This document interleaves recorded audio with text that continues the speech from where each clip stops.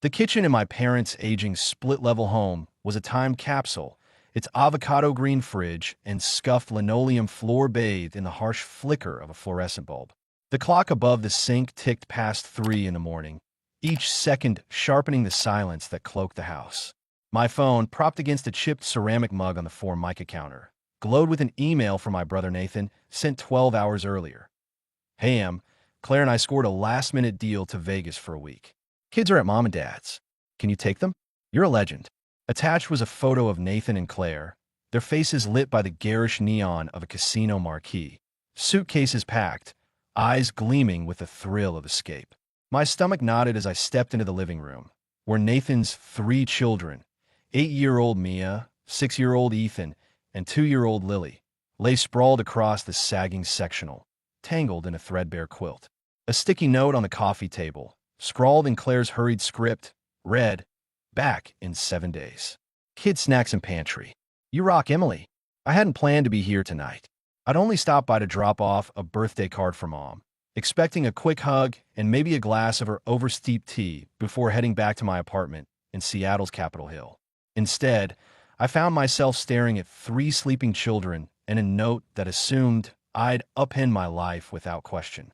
"My name is Emily Carter, and at 34, I'm a senior project manager at Horizon Tech, a software firm in downtown Seattle. For 14 years, I've built a career I'm proud of, steering teams through high-pressure product launches and earning a corner office with a sweeping view of Puget Sound's slate-gray waters. To my colleagues, I'm a steady hand, organized, strategic, always armed with a solution to any crisis. But beneath that polished exterior lies a history of sacrifices, each one a brick in a wall built by a family that leaned on me until I nearly broke. As the eldest of 3, with Nathan 2 years younger and our sister Sarah 5 years behind, I was the one who kept the chaos at bay, the one who never learned to say no. Growing up in our cluttered suburban home, life was a relentless scramble. Mom, a nurse at Harborview Medical Center, worked punishing shifts, often doubling up to cover the mortgage and Dad's sporadic debts. His auto repair shop, Carter's Fix-It, was a labor of love that rarely broke even, tying him to grease-stained coveralls and late-night bookkeeping. With Nathan and Sarah to look after, I became the family's unspoken caretaker by age 7. I'd wake Sarah, a wobbly toddler, and wrestle her into mismatched outfits while Mom gulped lukewarm coffee. By 9, I was packing Nathan's lunches, bologna sandwiches, and a bruised apple because Dad was too distracted to notice. At 11, I was stirring pots of chili or baking frozen pizza for dinner, the kitchen my domain while Mom snatched a rare hour of sleep. "Emily, you're my saving grace," she'd murmur, her voice thick with exhaustion. But being a saving grace meant missing out. On sleepovers with friends, on school dances, on the fleeting joy of a childhood unburdened by duty. One memory cuts deeper than the rest. I was 13, and my middle school was hosting a spring poetry contest. I'd spent weeks crafting a poem about the Puget Sound at dusk, its rhythm capturing the push and pull of my responsibilities. The night before the submission deadline, Dad called me into the dining room, his hands still smudged with motor oil.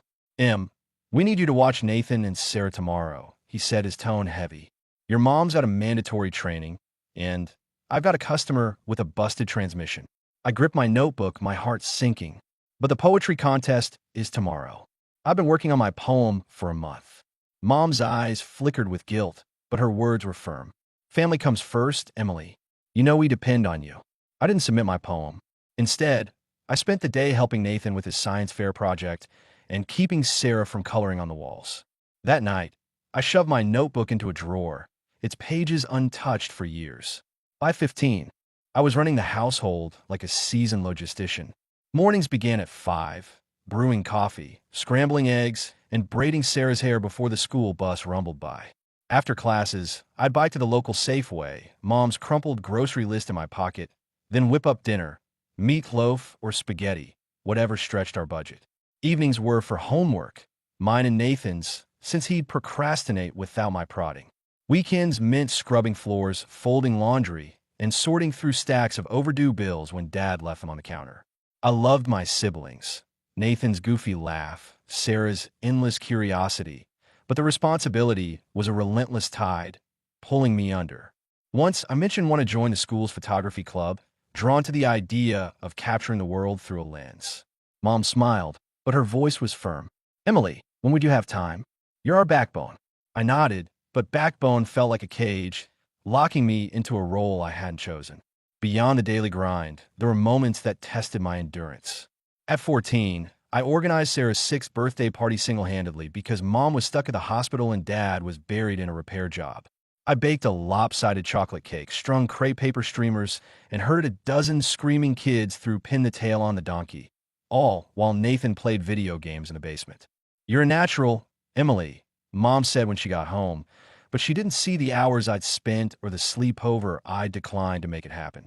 At 16, when Dad's shop nearly went under, I spent my weekends entering invoices into a clunky spreadsheet program, deciphering his chaotic handwriting while my friends went to football games. You're saving us, kid, Dad said, but he didn't notice the college applications I neglected or the exhaustion that clung to me like damp fog. High school ended in a haze of exhaustion and quiet triumph. I earned a partial scholarship to the University of Washington, majoring in computer science, a field that promised stability and a path out of the chaos. To cover the rest, I worked nights at a diner near campus, serving pancakes to night owls while memorizing code syntax. Nathan, meanwhile, coasted through community college, more focused on late-night gigs with his garage band than his grades. Sarah, the family's darling, landed a full ride to a small liberal arts college in Portland, her charisma and straight as opening doors I'd only dreamed of. I was proud, but the calls from Mom were predictable. Emily, Sarah's dorm fees are higher than we expected, she said during my sophomore year. Can you help? Just for this term. My savings were a patchwork of tips and odd jobs, but I wired the money, picking up weekend shifts at a bookstore to compensate. Sarah sent a breezy thanks, Em. You're a superstar, but it didn't ease the strain of juggling rent, tuition, and her expenses. College wasn't all drudgery. I fell in love with coding, its logic a sanctuary from the unpredictability of family demands. My professors praised my knack for untangling complex problems, and internships at tech startups paved the way to Horizon Tech, where I landed a junior developer role after graduation. But the family tether never slackened. When Nathan abandoned college to launch a music career that amounted to open mic nights, I helped him cover rent until he got a job bartending. When Sarah wanted to study abroad in New Zealand, I sent her pocket money because Mom called it a transformative opportunity. By my mid-20s, I was balancing a grueling career with an endless stream of family crises. Nathan's motorcycle broke down. I loaned him cash. Sarah's car needed repairs. I covered it. You're so reliable, Emily, Dad would say, his pride a bittersweet weight that both warmed and confined me. The emotional toll was just as heavy. When Nathan got arrested for a bar fight at 22, I drove to the county jail at 2 in the morning, my heart pounding as I handed over my savings for his bail. When Sarah broke up with her first serious boyfriend and spiraled into a funk, I spent hours on the phone, coaxing her through tears while neglecting my own deadlines. Mom and Dad leaned on me for smaller but no less draining tasks, planning family reunions, mediating sibling spats, even helping Dad with the shop's chaotic bookkeeping when his part-time accountant quit. Each request was framed as a necessity, a plea I couldn't refuse because I was the responsible one. My friends noticed my absence, their invitations to brunches or hiking trips met with, "Sorry, I've got family stuff." Over time, those invitations dwindled, and I found myself isolated, my world shrinking to work and family obligations. My romantic life suffered too. In my late 20s, I dated a kind-hearted graphic designer named Alex, whose patience and humor made me feel like I could breathe. But our relationship frayed under the weight of my family's demands. A weekend getaway was canceled when Nathan needed help moving after a breakup. A dinner date was cut short when Mom called, frantic about a plumbing issue at home. "I feel like I'm dating your family, not you," Alex said gently before we parted ways. I didn't blame him, but the loss stung, a reminder of how little space I had for myself. Other relationships followed, but they all ended the same way, my family's needs crowding out any chance for connection. Now, standing in my parents' kitchen, Nathan's email was a betrayal that cut deeper than any before. Mia, Ethan, and Lily weren't the problem. I cherished Mia's quick wit, Ethan's obsession with fossils, and Lily's infectious giggles. But the assumption that I'd drop everything, that my life could be paused while Nathan and Claire chased a Vegas fantasy, was infuriating. I dial Nathan, then Claire. Voicemail. I tried Mom, Dad, Sarah. Same result. I fired off a group text. You left the kids alone? I'm here, but this is unacceptable. No response. My hands trembled as I checked the pantry, finding a box of stale cereal, a can of ravioli, and a half-empty jar of applesauce. The emergency contact list on the fridge listed only my name, as if I were the family's eternal fallback. I sank onto the couch, watching the kids sleep. Mia's braid was unraveling.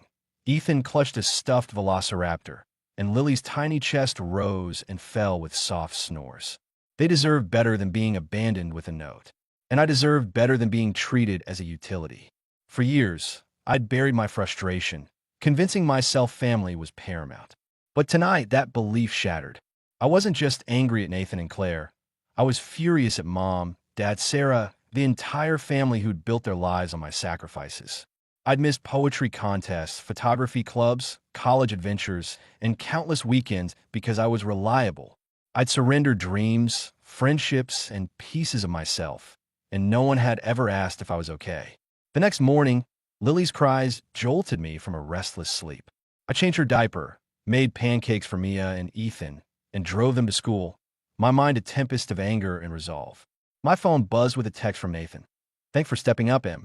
You're a rock star. A rock star? They owed me decades. I didn't reply. Instead, I called my boss, requesting a personal day, then spent the morning in my apartment, laptop open, researching Washington's childcare laws. By noon, I made a choice. This wasn't another favor to shrug off. I called the police non-emergency line, my voice steady as I reported 3 children left without supervision.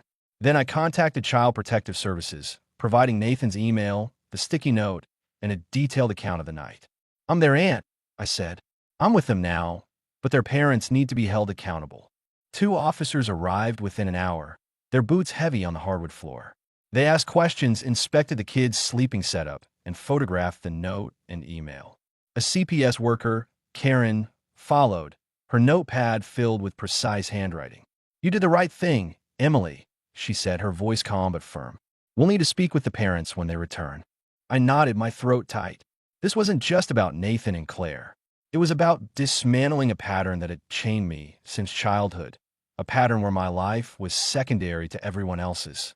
That afternoon, I packed the kids' things and took them to my apartment, a sleek 1-bedroom with floor-to-ceiling windows overlooking Seattle's twinkling skyline. Mia helped me unload groceries, chattering about her school's upcoming talent show, where she planned to sing a pop ballad. Ethan begged to build a fort out of my couch cushions, and Lily toddled after me, clutching a stuffed bunny.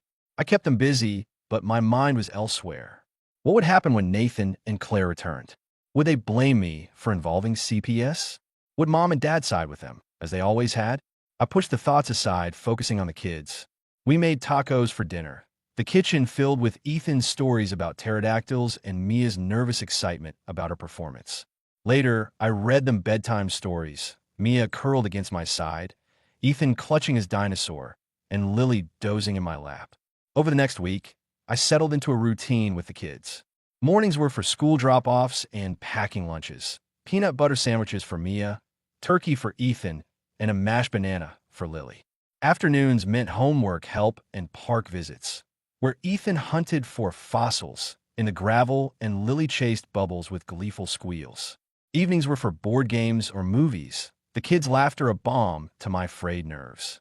I took them to Mia's talent show rehearsal, watching her belt out her song with surprising confidence. As she took a bow, her eyes searched the crowd for me, and I clapped louder than anyone. I also enrolled Ethan in a library science club, where he pored over books about prehistoric creatures, his enthusiasm infectious. Lily and I spent mornings at a toddler music class, her clapping hands and babbled songs a reminder of her resilience. But the weight of Nathan's email lingered, a reminder of the family's disregard. My phone stayed silent. No apologies, no explanations. I began reflecting on the deeper roots of my role in the family. It wasn't just about Nathan's recklessness or Claire's complicity. Mom and Dad had set the stage years ago, normalizing my sacrifices as what family does. I remember the summer I was 12 when Mom asked me to plan Sarah's fourth birthday party because she was swamped at work. I spent days baking a lopsided cake, stringing streamers, and organizing games for a dozen screaming kids, all while Nathan played basketball in the driveway. "You're so good at this, Emily," Mom said, but she never asked if I wanted to be the one in charge. Or the winter I was 16, when Dad's shop nearly went under, and I spent my weekends entering invoices into a clunky spreadsheet program while my friends went skiing. "You're saving us, kid," Dad said, but he didn't see the college applications I neglected or the exhaustion that followed me like a shadow. 8 days after the email, my phone erupted with calls. Nathan, Claire, Mom, Dad, Sarah. I let them go to voicemail. Nathan's message was a frantic mix of anger and fear. "Emily, you called CPS? Are you serious? We're flying back now. Call me." Claire's was tearful, almost incoherent. "I'm so sorry, Emily. We didn't think it was a big deal. Please don't let them take our kids." Mom's was the worst, a gut punch of guilt. "Emily, how could you do this to your brother? We're family. You've gone too far." I didn't call back. Instead, I met with Karen, who outlined the next steps. Nathan and Claire would face a neglect investigation, with potential charges and mandatory parenting classes. The kids could stay with me for now, but the parents would need to prove they could provide a stable home. When Nathan and Claire arrived at my apartment, they looked like they'd been hollowed out. Nathan's usual swagger was gone, his eyes red and sunken. Claire's hair was tangled, her hands twisting a crumpled tissue. "Why didn't you just call us, Emily?" Nathan demanded, his voice shaking. "You didn't have to escalate this." I stood tall, my voice calm but unyielding. "I did call. You didn't answer. You left your kids alone with a note, Nathan. What was I supposed to do?" Claire sobbed. "We just needed a break. You don't understand how hard parenting is." I laughed, the sound sharp and raw. "Hard? I've been raising your kids, Nathan's messes, Sarah's dreams, Mom and Dad's emergencies, my entire life. Don't tell me about hard." The argument grew heated when Mom and Dad arrived, their faces etched with worry and defiance. "Emily, this isn't you," Mom said, her voice trembling. "You're the one who holds us together." I snapped, years of resentment pouring out. "No, Mom, I'm the one you've used to hold you together. You've never asked what I want, what I need. You just assumed I'd handle it. I'm done." Dad tried to interject, but I cut him off. "I love the kids, but I'm not their parent. You all need to figure this out without me." The silence was deafening, their expressions a mix of shock, guilt, and anger. The CPS investigation unfolded over the next 4 months. Nathan and Claire were charged with child neglect, ordered to complete parenting classes, attend counseling, and submit to regular home visits. The kids stayed with me, and I poured myself into keeping their lives steady. School routines, soccer practices, bedtime stories. Mia's talent show performance was a highlight, her voice ringing clear as she sang under the auditorium lights. Ethan started a fossil collection in my living room, proudly showing me every rock. Lily learned new words, her babbling a constant soundtrack. But I also began setting boundaries. When Sarah called, asking me to cover a credit card bill because she was in a pinch, I said no. When Mom begged me to smooth things over with Nathan, I refused. "I'm not your mediator," I told her. It felt like betraying everything I've been taught about family, but it also felt like reclaiming myself. I also started reconnecting with parts of myself I'd buried. In college, I dabbled in creative writing, filling notebooks with short stories and poems.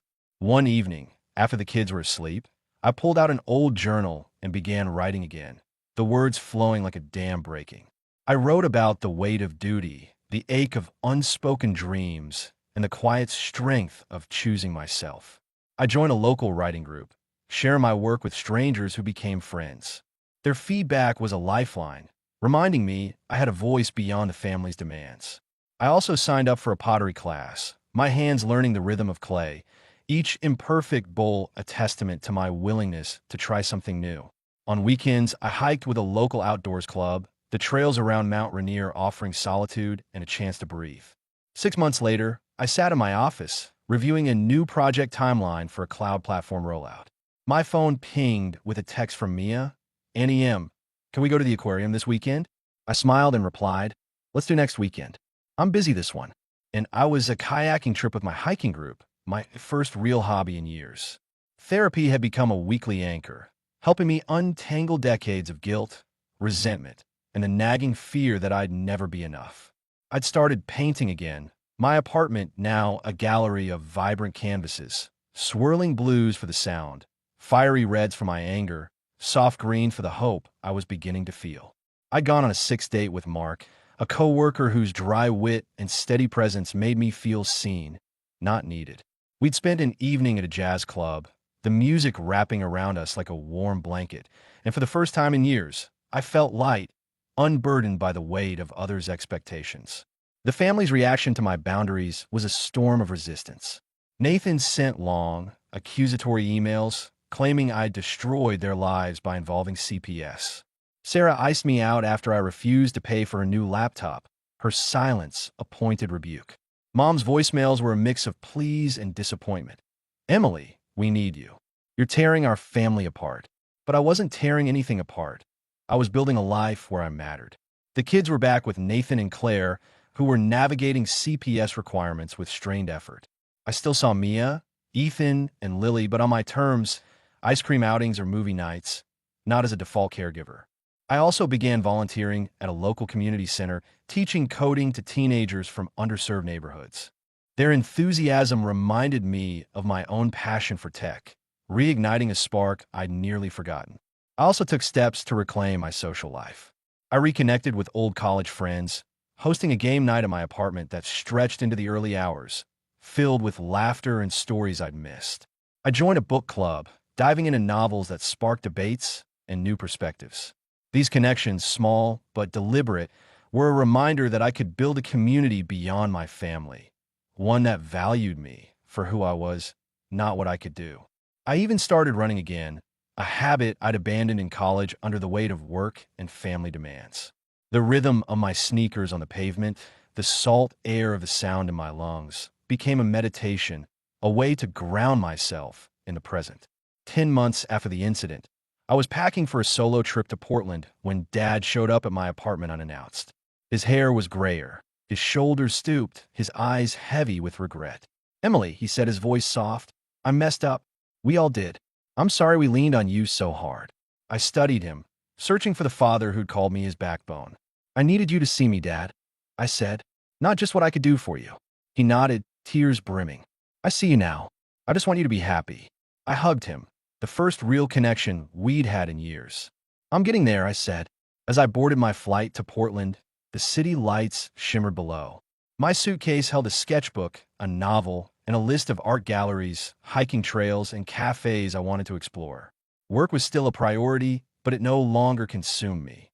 I had friends, passions, and a sense of possibility I'd never allowed myself to embrace. I didn't know what lay ahead, a new career move, a deeper relationship, maybe even a family of my own. But for now, I was living for me, and that was more than enough. My life was no longer a series of obligations, but a canvas, one I was painting with bold, deliberate strokes, each one a testament to the woman I was becoming. Wow, what a journey, right? Did Emily's story hit you as hard as it hit us? If you love this tale of resilience and self-discovery, give it a big thumbs up, share your thoughts in the comments, and don't forget to subscribe for more stories that inspire and move you. Stay tuned for the next one.